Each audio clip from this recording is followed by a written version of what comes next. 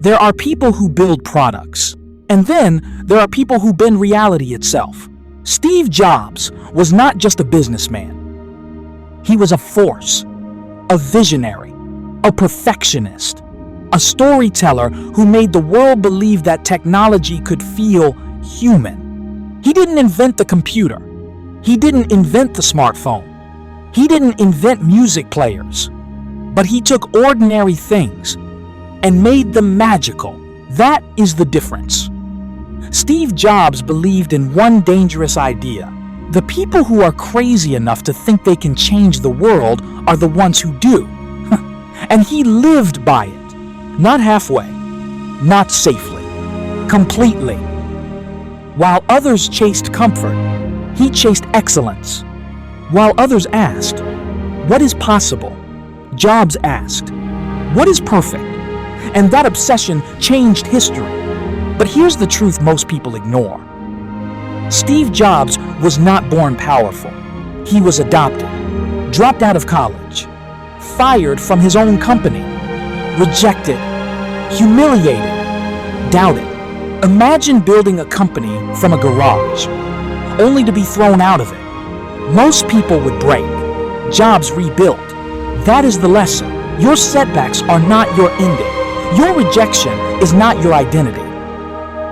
Your failures are not proof that you are weak. Sometimes life destroys your old path because you were meant for a greater one. When Steve Jobs returned to Apple, the company was collapsing, but he did not return with fear. He returned with clarity, and clarity is power. He cut distractions. He simplified everything. He focused.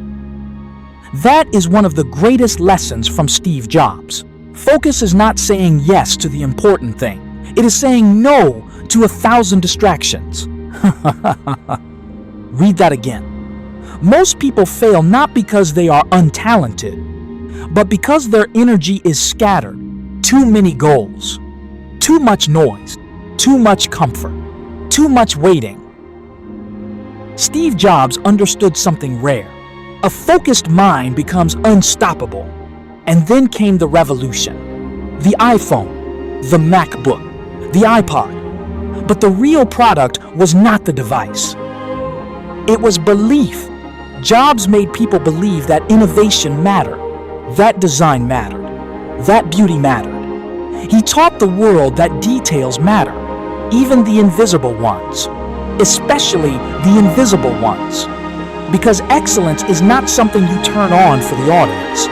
It is who you are when nobody is watching.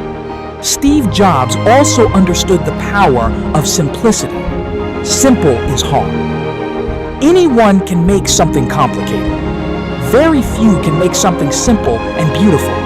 That applies to life too. Simplify your goals, simplify your circle, simplify your habits. Remove what weakens you, keep what sharpens you. And maybe the most powerful lesson of all, time is limited. In his legendary Stanford speech, Jobs said, "Your time is limited, so don't waste it living someone else's life."